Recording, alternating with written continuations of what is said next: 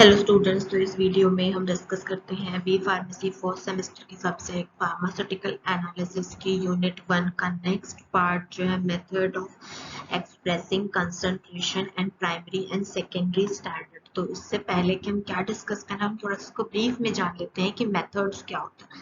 Means कोई भी chemical में अगर हमको किसी भी एनालाइट का कंसंट्रेशन जानना है तो उसके लिए कौन कौन से मेथड्स होते हैं जो यूज किए जाते हैं, और primary and secondary standard solution किसको बोला जाता है। तो इस वीडियो में हम ये डिस्कस करने वाले हैं। तो स्टूडेंट्स, अगर आप मेरे चैनल पर न्यू हैं तो मेरे चैनल को सब्सक्राइब कर लीजिए, जिससे आगे आपको और भी सब्जेक्ट से रिलेटेड इंफॉर्मेटिव वीडियोस या इंपॉर्टेंट क्वेश्चंस या एग्जाम से रिलेटेड सारी इंफॉर्मेशन आपको मिलते रहेंगे। अगर सब्सक्राइब कर चुके हैं तो लाइक कर दिए, जिससे मुझे मोटिवेशन मिलता रहेगा आगे और भी ऐसे इंफॉर्मेटिव वीडियोस आपके लिए बनाने के लिए। तो स्टूडेंट्स, टाइम वेस्ट नहीं करते हुए हम स्टार्ट करते हैं हमारा टॉपिक। तो सबसे पहले स्टूडेंट हम देखते हैं कि कंसंट्रेशन क्या होता है। तो वहाँ पे हम डेफिनेशन लिखा हुआ है, जो कंसंट्रेशन होता है किसी भी सॉल्यूशन का, उसका मतलब ये होता है कि किसी भी सॉल्वेंट या सॉल्यूशन में किसी भी सॉल्वेंट और सॉल्यूशन में कितना अमाउंट ऑफ सॉल्यूट प्रेजेंट है। सॉल्यूट प्रेजेंट है मतलब जो भी सॉल्यूशन है उसमें जो भी चीज हम मिला रहे हैं उसको सॉल्यूट बोला जाता है। तो किसी भी सॉल्यूशन में कितना अमाउंट ऑफ सॉल्यूट प्रेजेंट, उस अमाउंट को ही क्या बोला जाता है, उसका कंसंट्रेशन बोला जाता है। और उस कंसंट्रेशन को फाइंड आउट करने के लिए मतलब उसको किस फॉर्म में एक्सप्रेस करें, उसको एक्सप्रेस करने का बहुत सारा तरीका होता है, वे होते हैं। लाइक उसको परसेंट के फॉर्म में भी आप क्या कर सकते हो, उसको एक्सप्रेस कर सकते हो। नॉर्मेलिटी के फॉर्म में भी आप उसको एक्सप्रेस कर सकते हो। मोलैरिटी, मोलालिटी, मोल फ्रैक्शन, ये सारे फॉर्म में आप उसको क्या कर सकते हो, आप उसको एक्सप्रेस कर सकते हो। ठीक है। तो अगर वो लिक्विड में है, अगर वो लिक्विड के फॉर्म में अगर आप उसको मेजर कर रहे हो तो उसका वॉल्यूम और मास बोलेंगे। अगर आप उसको कंसंट्रेशन के फॉर्म में कर तो वेट बाय वेट बोलेंगे, वेट बाय वॉल्यूम बोलेंगे। वेट बाय वेट मतलब जो सॉल्यूशन है उसको भी वेट के फॉर्म में लेंगे और जो सॉल्यूट उसको भी वेट के फॉर्म में करेंगे। अब वॉल्यूम में मतलब लिक्विड में से आपको सॉलिड को निकालना है, एंड वॉल्यूम बाय वॉल्यूम मतलब वाटर के लिए कर रहे हैं। तो ये सारा, और then volume by weight means weight में सब आप वॉल्यूम को सेपरेट आउट कर रहे हैं। तो ये होता है हमारा बेसिक इंट्रोडक्शन की कंसंट्रेशन होता क्या, उसको कैसे क्या किया जाता है, उसको फाइंड आउट कैसे किया जाता है। तो अब हम यहाँ पे देखते हैं फाइंड आउट करने का कैसे फाइंड आउट करते हैं। तो सबसे फर्स्ट है परसेंट कंसंट्रेशन। अब परसेंट में उसको निकाल रहे हैं हम लोग, परसेंट मतलब वेट बाय वेट। तो इसमें क्या होता है, इसमें जो number of gram of solute है वो टोटल 100 ग्राम में ही प्रेजेंट है। मतलब जो सॉल्यूट है वो भी ग्राम, वो भी वेट के फॉर्म में प्रेजेंट, मतलब ग्राम और केजी के फॉर्म में प्रेजेंट है। और जो सॉल्यूशन है वो भी किस में प्रेजेंट है, 100 ग्राम के फॉर्म में प्रेजेंट है। तो उसके लिए हम मैट्रिक सिस्टम, उसके लिए क्या फॉर्मूला होता है, वेट बाय वेट का फॉर्मूला क्या होता है निकालने का, मास ऑफ सॉल्यूट मीन्स कितना नंबर ऑफ सॉल्यूट है divided by mass of solution. Means ऊपर क्या रहेगा, मास ऑफ सॉल्यूट डिवाइडेड बाय नीचे मास ऑफ सॉल्यूशन, उसके बाद मल्टीप्लाई बाय 100। तो ये क्या होता है, फॉर्मूला होता है कि जिसका वेट बाय वेट को निकालने के लिए। तो कभी कभी क्या होता है, जो क्वांटिटी होती है सॉल्यूट और सॉल्यूशन की वो वॉल्यूम के फॉर्म में भी एक्सप्रेस होती है। वॉल्यूम मतलब लिक्विड के फॉर्म में भी क्या होती है, एक्सप्रेस होती है, लिखी हुई होती है। तो उसके साथ उसकी डेंसिटी भी होती है। तो इस केस में हम क्या करेंगे, पहले हम लोग सॉल्यूट और सॉल्यूशन को कैलकुलेट करेंगे, उसके बाद हम लोग वेट बाय वेट को क्या करेंगे, कैलकुलेट करेंगे।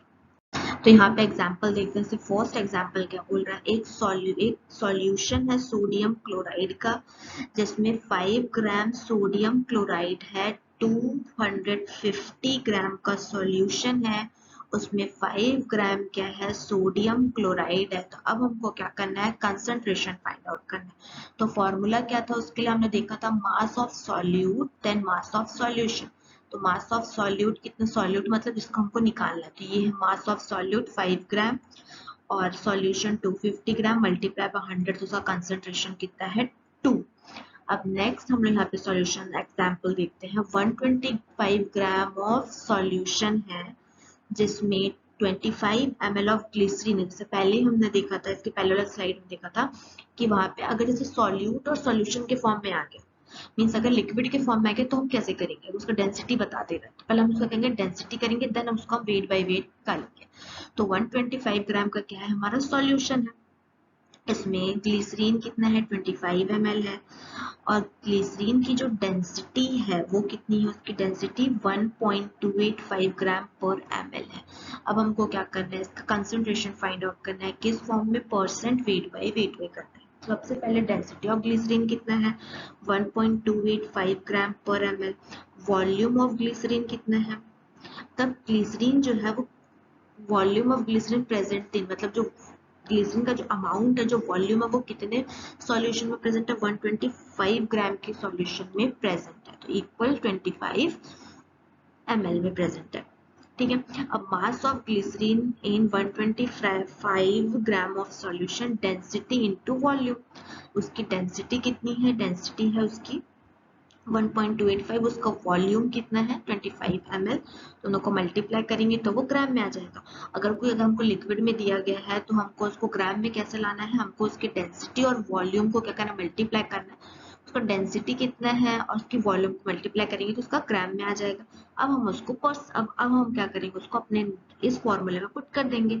सो द परसेंट कंसंट्रेशन कितना होगा, मास of solute by mass of solution multiply by 100, तो मास ऑफ सॉल्यूट कितना आया था 32.125 ग्राम, और उसके बाद टोटल सॉल्यूशन कितना है 125 ग्राम, उसको 100 से मल्टीप्लाई करेंगे तो आंसर कितना है 25.7 ग्राम। मतलब अगर हमारे सॉल्यूशन में कंसंट्रेशन देखा जाए, किसका कंसंट्रेशन देखेंगे ग्लिसरीन का, तो कितना 25.7 ग्राम, तो ये हो गया उसका आंसर। अब नेक्स्ट जो है परसेंट कंसंट्रेशन, वो किस फॉर्म में लिखा हुआ है, वो लिखा हुआ है percent concentration weight by volume. मतलब अगर अब हमको कैसे करना है, अगर कोई सॉल्यूशन है जो हमारा लिक्विड फॉर्म में है, ml के फॉर्म में है, उसमें से हम लोग को किसी भी सॉल्यूट का ग्राम में निकालना है, वेट में निकालना है, तो इसके लिए क्या फॉर्मूला लगेगा, मास of solute divided by volume of solution multiply by 100। लेकिन कभी कभी क्या होता है, किसी किसी सॉल्यूट का जो क्वांटिटी होती है वो ग्राम में नहीं देके वो किस में दे देता है, डेंसिटी उसका बता देता है। तो डेंसिटी अगर बता दिया तो पहले क्या करेंगे, सॉल्यूट और सॉल्यूशन के फॉर्म में, मतलब डेंसिटी इनटू वॉल्यूम कैलकुलेट करेंगे, देन उसके बाद हम लोग अपने रियल फॉर्मूले में उसको पुट करेंगे। तो उसको कैसे अब हम करते हैं, उसको एग्जांपल से समझते हैं। तो ये एग्जांपल हमारा 500 ग्राम ऑफ सुक्रोज जो है वो 600 ml वाटर में क्या है, डिजोल्व है। तो अब कंसंट्रेशन फाइंड आउट करना है सिरप का क्या होगा, तो वॉल्यूम ऑफ सिरप कितना है, टोटल कितना है, वॉल्यूम 600 ml टोटल है, उसके बाद सुक्रोज कितना है हमारा, उसका ग्राम कितना है 500 ग्राम। सिंपल हम इसको क्या करेंगे, फॉर्मूले में पुट करेंगे, मास of solute divided by volume of solution multiply by 100। तो मास सॉल्यूट मतलब सुक्रोज का अमाउंट कितना था 500 ग्राम था, कितने अमाउंट ऑफ सॉल्यूशन में था 600 ml में, मल्टीप्लाई बाय 100 तो कितना आया 83.33। तो 83.33 हमारा क्या आया, कंसंट्रेशन आया हमारे सिरप का। इस फॉर्मूले से हम क्या कर सकते हैं, उसको फाइंड आउट कर सकते हैं। नेक्स्ट एग्जांपल देखते हैं, अगर हमको 150 ml 10% वेट बाय वॉल्यूम का हाइड्रोक्लोरिक एसिड प्रिपेयर करना है, कितने का 150 ml का हाइड्रोक्लोरिक एसिड प्रिपेयर करना है, पर उसमें 10% वेट बाय वॉल्यूम कितना होना चाहिए, हाइड्रोक्लोरिक एसिड होना चाहिए। तो कितना अमाउंट ऑफ HCl लगेगा, मीन्स हाइड्रोक्लोरिक एसिड लगेगा 98.5 प्रिपेयर करने के लिए। तो इसके लिए क्या करना है, हमको कंसंट्रेशन कितना है HCl का 98.5 प्रिपेयर करने के लिए कितना अमाउंट ऑफ लगेगा HCl का, तो HCl कितना है 10 ग्राम है, तो उसके बाद हम क्या करेंगे 98.5 मतलब इतना हमको सॉल्यूट है, टोटल हमको कितना प्रिपेयर करना है 100 ml। तो इससे क्या कर देंगे, हम इसको डिवाइड कर देंगे, इधर 100 से मल्टीप्लाई कर देंगे, तो आंसर कितना है 10.15 ml। तो ये हो गया हमारा नेक्स्ट एग्जाम्पल किसका, वेट बाय वॉल्यूम। नेक्स्ट अब हमारा क्या है, परसेंट कंसंट्रेशन अगर वॉल्यूम बाय वॉल्यूम में है तो उसके लिए अगर हमारा सॉल्यूट भी मिलीलीटर वाले फॉर्म में है और हमारा जो सॉल्यूशन है वो भी मिलीलीटर वाला फॉर्म में, मतलब वॉल्यूम बाय वॉल्यूम, तो उसके लिए क्या फॉर्मूला यूज होगा, volume of solute divide by volume of solution multiply by 100।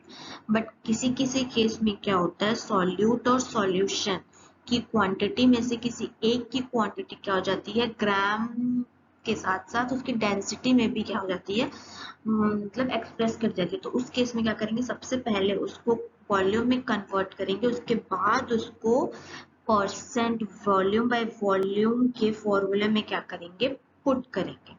ठीक है स्टूडेंट, तो यहाँ हम एग्जाम्पल की हेल्प से समझते हैं। तो जैसे कि यहाँ पे दिया हुआ है एग्जाम्पल, जो कंसंट्रेशन है सॉर्बिटॉल लिक्विड का, जो सॉल्यूशन है उसका कंसंट्रेशन कितना दिया हुआ है, 15% वेट बाय वॉल्यूम। अगर उसका डेंसिटी है सॉर्बिटॉल के लिक्विड का 1.287 ग्राम पर ml, तो हमको उसका क्या करना है, सॉर्बिटॉल का हमको लिक्विड प्रिपेयर करना है कितना, 900 ml का सॉल्यूशन प्रिपेयर करना है। तो उसके लिए डेंसिटी ऑफ सॉर्बिटॉल कितना, 1.287 ग्राम पर ml, तो उसका वॉल्यूम कितना है, 900 ml का हमको प्रिपेयर करना है, और उसका डेंसिटी कितना, 1.287 ग्राम पर ml। तो उसका कंसंट्रेशन कितना है अभी, 15% वेट बाय वॉल्यूम। अगर 15% मतलब उसका ग्राम कितना होगा, 15 ग्राम इन 100 ml। अगर 15% परसेंट का मतलब क्या होता है स्टूडेंट्स, 100। ठीक है, तो अगर 15% है मतलब 100 ml में कितना ग्राम है वो, वेट बाय वॉल्यूम बोल रहा है, 15% वेट बाय वॉल्यूम। वॉल्यूम मतलब, परसेंट का मतलब क्या होता है, परसेंट का मतलब होता है आपका 100। ठीक है, तो मतलब परसेंट वेट बाय वॉल्यूम। ठीक है, परसेंट 100, अब 100 में 15 क्या है, उसका वेट है, मतलब 15 ग्राम। अगर 15 ग्राम किस में प्रेजेंट है, 100 ml में प्रेजेंट है, तो यहाँ पे आप क्या निकाल लिए, उसका परसेंट को आप किस में कन्वर्ट कर लिए, आप सिंपल ग्राम में कन्वर्ट कर लिए, किससे, वॉल्यूम से। अब हम उसको हमारे फॉर्मूले में पुट करेंगे। तो 900 सॉल्यूशन सॉर्बिटॉल बनाने के लिए कितना रिक्वायर्ड है, सॉल्यूट कितना है, 15 gram divided by multiply by 100 और उसके बाद 900 ml। ठीक है, 900 ml को कैलकुलेट की तो उससे कितना आया, 135 ग्राम। तो volume of 135 gram of sorbitol हमारा निकल गया। पहले हम किसमें निकाले, ग्राम में निकाले। अब हमको क्या करना है, उसको मास और डेंसिटी के फॉर्म में रखेंगे, तो जिससे हमारा क्या निकल जाएगा, ml निकल जाएगा। मास और डेंसिटी, उसका मास कितना है, 135 ग्राम उसका मास है, उसकी डेंसिटी कितनी है, 1.287 ग्राम पर ml है, तो उसमें अगर हम निकालेंगे तो उससे हमारा निकल गया ml। तो हमको कितना ml रिक्वायर्ड है, 104.9 ml हमको क्या है, रिक्वायर्ड है। नेक्स्ट देखते हैं स्टूडेंट, व्हाट इज नॉर्मेलिटी। बहुत सारे स्टूडेंट्स मतलब कंफ्यूज हो जाते हैं कि नॉर्मेलिटी क्या होता है, तो यहाँ पे हम क्लियर समझते हैं। तो नॉर्मेलिटी क्या होता है, नॉर्मेलिटी को ऐसे डिफाइन किया जाता है कि किसी भी सॉल्यूशन में अगर हमारा सॉल्यूट जो है वो ग्राम इक्विवेलेंट है, ग्राम इक्विवेलेंट मतलब अगर कोई सॉल्यूट अगर वो ग्राम के फॉर्म में, वेट के फॉर्म में है, किसमें, अगर वो पूरा जो सॉल्यूशन है वो लिक्विड का है, उसमें जो सॉल्यूट है सिर्फ वही किस फॉर्म में है, ग्राम के फॉर्म में है, तो उस टाइम पे उसको कैसे बोलेंगे, उसको 1 मिलीग्राम इक्विवेलेंट इन 1 ml मींस उसको क्या बोलेंगे, उसकी नॉर्मेलिटी बोलेंगे। सॉल्यूशन के लिए उस सॉल्यूट की नॉर्मेलिटी कितनी है। नॉर्मेलिटी किस निकालते हैं, नंबर ऑफ ग्राम इक्विवेलेंट्स में सॉल्यूट का जो ग्राम है divided by number of litre, और तो दूसरा उसको और कैसे कर सकते हैं, number of milligram equivalent divide by number of millilitre. ठीक है स्टूडेंट्स, तो अब हम यहाँ पे देखते हैं, अगर अगर हमको नॉर्मेलिटी किस चीज का अगर डिफाइन करना है, किसी का अगर नॉर्मेलिटी निकालना है, तो उसके लिए कौन सा टर्म यूज किया जाता है, इक्विवेलेंट वेट जो होता है वो यूज किया जाता है। तो ये जो वैल्यू होता है इक्विवेलेंट वेट का, वो केमिकल रिएक्शन पर डिपेंड करता है। जैसे कि अगर क्लियर यूनिवर्सल डेफिनेशन से ऐसे तो कोई है नहीं, बट इसका इक्विवेलेंट वेट पे इसको डिफाइन किया गया है। ये जो सम कंपाउंड्स जो होते हैं, इसका अगर केमिकल रिएक्शन अलग है तो उसका इक्विवेलेंट वेट जो होगा वो थोड़ा सा अलग आएगा। जैसे कि यहाँ पे आप देख सकते हैं इक्विवेलेंट वेट के लिए क्या फॉर्मूला होता है, molecular weight divided by acidity for base. अगर कोई सॉल्यूशन बेसिक है तो उसके लिए ये फॉर्मूला लगेगा, molecular weight divided by acidity. अगर कोई सब्सटेंस एसिडिक है तो उसके लिए कौन सा फॉर्मूला लगेगा, molecular weight divided by basicity. तो ये होता है इक्विवेलेंट वेट के लिए फॉर्मूला जो क्या किया जाता है, यूज किया जाता है। नेक्स्ट देखते हैं स्टूडेंट, मोलालिटी क्या होता है। तो मोलालिटी को ऐसे डिफाइन कर सकते हैं कि किसी भी सॉल्यूशन में अगर वो सॉल्यूशन भी वेट के फॉर्म में मींस ग्राम के फॉर्म में और सॉल्यूट भी अगर ग्राम के फॉर्म में, तो उसको अगर डिफाइन करने के लिए मोलालिटी वर्ड यूज करते हैं। तो मोलालिटी क्या होता है, number of moles of a substance present in 1 kg of solvent, अगर कोई सॉल्वेंट या सॉल्यूशन है जो kg के फॉर्म में, तो 1 kg मतलब 1 किलोग्राम में कितने number of small number of जो मोल्स होंगे, जो सबसे स्मॉल यूनिट होगा जिससे मिलकर पूरा वो मतलब एक सॉल्यूशन किलोग्राम का बना है, तो उसका सबसे जो स्मॉल यूनिट होगा उसको क्या बोलेंगे, उसकी मोलालिटी। उसका फॉर्मूला क्या होता है, उसका कंसंट्रेशन का फॉर्मूला क्या होता है, number of moles of solute divided by kg of solvent। Means solute का मीन्स जो सॉल्वेंट है, सॉल्यूशन है, वो किस छोटे छोटे पार्टिकल से मिलकर बना होगा, तो सॉल्यूट का सबसे छोटा पार्टिकल को क्या बोलेंगे, number of moles divided by kg of solvent. अब देखते हैं मोलैरिटी क्या होता है। तो मोलैरिटी को ऐसे डिफाइन कर सकते हैं कि numbers of moles of a substance present in 1 litre of solution. Means किसी भी सब्सटेंस का सबसे स्मॉल नंबर जो एक सॉल्यूशन में प्रेजेंट है। मीन्स कोई भी सॉल्यूशन में कोई सॉल्यूट प्रेजेंट है तो वो सॉल्यूट किससे बना होगा, बहुत सारे पार्टिकल से मिलकर बना होगा। तो उस पार्टिकल्स का सबसे स्मॉल पोर्शन जो होगा वो होगा मोल्स। तो 1 मोल इज अमाउंट, जो 1 मोल होता है वो एक अमाउंट होता है जो किसी सब्सटेंस के अंदर प्रेजेंट होता है। मीन्स पूरे सब्सटेंस के वेट का 1 ग्राम जो मॉलिक्यूल होगा वो क्या होगा, उसकी मोलैरिटी होगी। अगर वो एलिमेंट के फॉर्म में है तो उसको एटॉमिक और मॉलिक्यूलर वेट से उसको डिफाइन करेंगे, उसके मॉलिक्यूल का वेट कितना है, उसके एटम का वेट कितना है। और अगर वो मॉलिक्यूल के फॉर्म में तो उसको सम ऑफ एटॉमिक वेट में उसका एटॉमिक वेट का सम करेंगे, तब जाके उसका क्या निकलेगा, मोलैरिटी फाइंड आउट होगी। जैसे एग्जाम्पल से समझते हैं स्टूडेंट्स। तो जैसे कि 1 मोल ऑफ हाइड्रोजन जो है उसका कितना है, 2 है, मल्टीप्लाई बाय उसका मॉलिक्यूलर वेट। उसका मॉलिक्यूलर वेट कितना होता है, 1 होता है, तो 2 इंटू 1 इज इक्वल टू 2 ग्राम।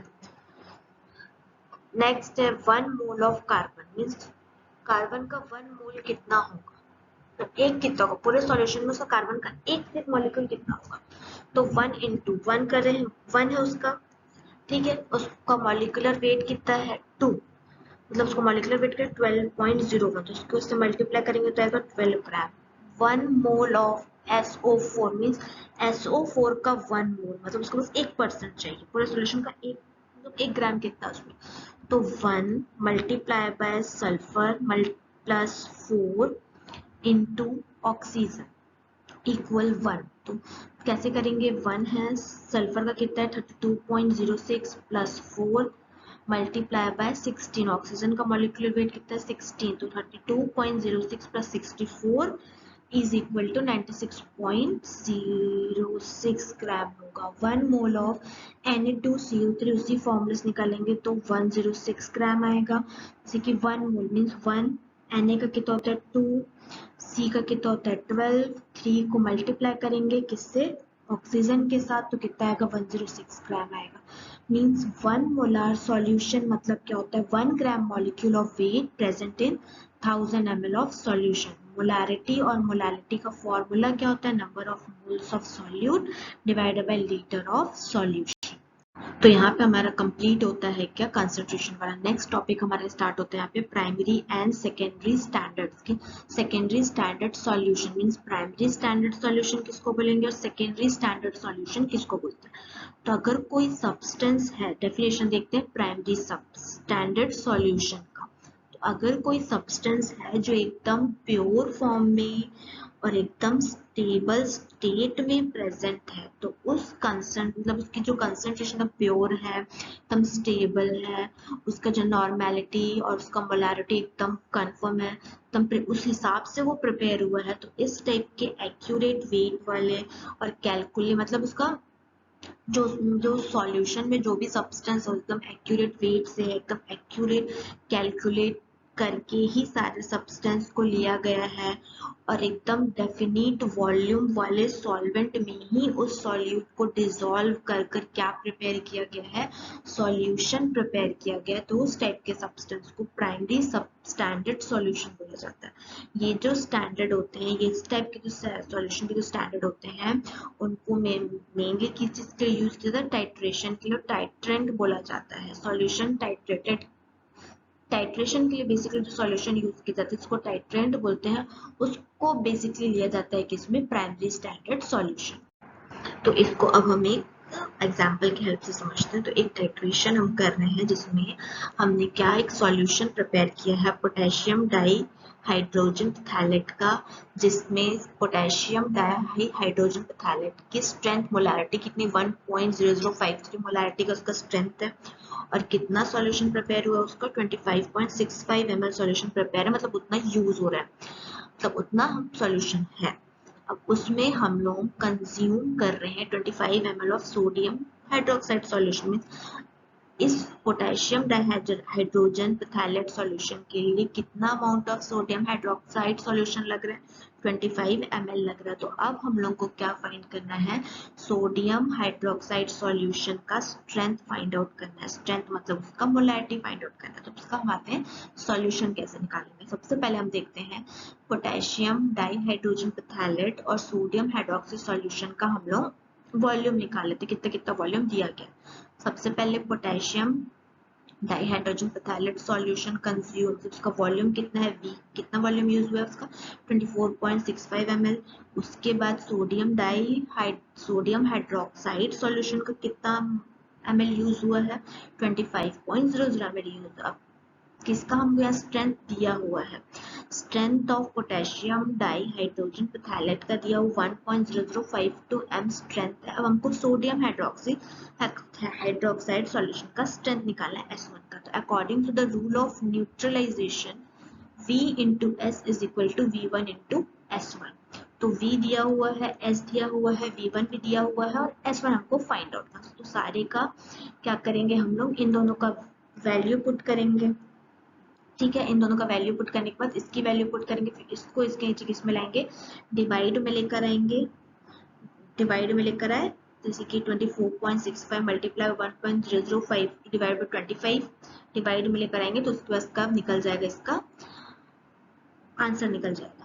तो अब हमको क्या मिल गया, ये हमारा आंसर हो गया 0.911 मोलर। तो ये क्या है, सोडियम हाइड्रोक्साइड सॉल्यूशन का ये क्या है, स्ट्रेंथ इतना निकल कर आया है। अब हम देखते हैं प्रॉपर्टीज क्या होनी चाहिए प्राइमरी स्टैंडर्ड सॉल्यूशन की। तो सबसे फर्स्ट प्रॉपर्टी जो होनी चाहिए कि जब भी हम प्राइमरी स्टैंडर्ड सॉल्यूशन के सब्सटेंस को वे करें और अगर वो एयर के एक्सपोज में आ रहा है, एयर के कांटेक्ट में आ रहा है, तो वो एकदम स्टेबल रहना चाहिए एयर के प्रेजेंस में भी। ये हो गया उसकी फर्स्ट प्रॉपर्टी। सेकंड प्रॉपर्टी क्या होनी चाहिए कि वो अगर एयर के प्रेजेंट में आ रहा है, कांटेक्ट में आ रहा है, तो बिल्कुल भी ऑक्सीडाइज नहीं होना चाहिए, मॉइस्चर एब्जॉर्ब नहीं करना चाहिए, ना ही वो कार्बन डाइऑक्साइड से अफेक्ट होना चाहिए, और उसका कंपोजिशन होना चाहिए वो बिल्कुल भी चेंज नहीं होना चाहिए स्टोरेज के कंडीशन में। तो यहाँ पे हमने उसके 3 प्रॉपर्टीज को देखा। नेक्स्ट प्रॉपर्टी क्या होनी चाहिए कि प्राइमरी स्टैंडर्ड सॉल्यूशन में जो इम्प्योरिटीज होनी चाहिए वो 0.02% से ज्यादा नहीं होनी चाहिए। और ये जो प्राइमरी स्टैंडर्ड सॉल्यूशन होना चाहिए वो वाटर में सॉल्युबल होना चाहिए और अदर सॉल्यूशन सॉल्वेंट में भी नॉर्मल कंडीशन में सॉल्युबल होना चाहिए। तो ये क्या होती हैं, प्रॉपर्टीज होती हैं प्राइमरी स्टैंडर्ड सॉल्यूशन। नेक्स्ट हमारा सेकेंडरी स्टैंडर्ड सॉल्यूशन। तो सेकेंडरी स्टैंडर्ड सॉल्यूशन नाम से ही समझ में आ रहा है, मतलब वो स्टैंडर्ड सॉल्यूशन जो सेकेंडरी यूज में आते हैं।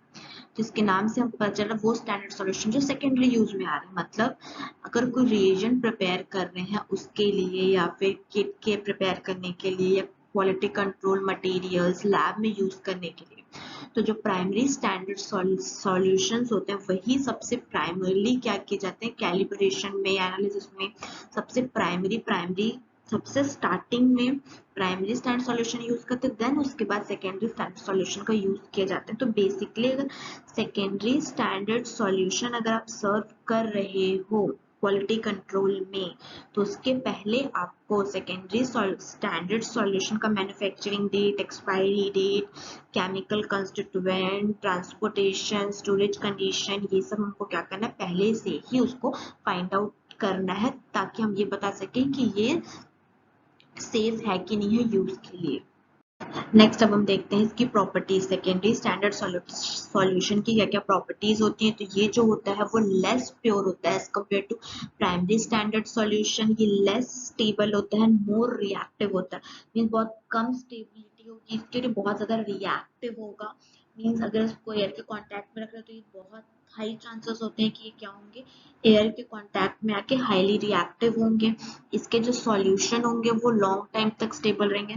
स्टैंडर्डाइज किसके अगेंस्ट करते हैं, प्राइमरी स्टैंडर्ड के। तो जो बेस्ट कॉमन एग्जांपल्स है, जैसे कि फर्स्ट है सेकेंडरी स्टैंडर्ड का anhydrous sodium hydroxide, NaOH potassium hydroxide, KOH, ये सब क्या है, तो ये सब है आपके सेकेंडरी स्टैंडर्ड सॉल्यूशंस। तो यहाँ पे आपका कंप्लीट होता है primary and secondary standard solution. तो इसके नेक्स्ट वीडियो के लिए नेक्स्ट पार्ट में देखिएगा। अगर इससे आपको कोई भी डाउट होगा तो आप इंस्टाग्राम चैनल पर या फिर आप कमेंट सेक्शन में पूछ सकते हैं।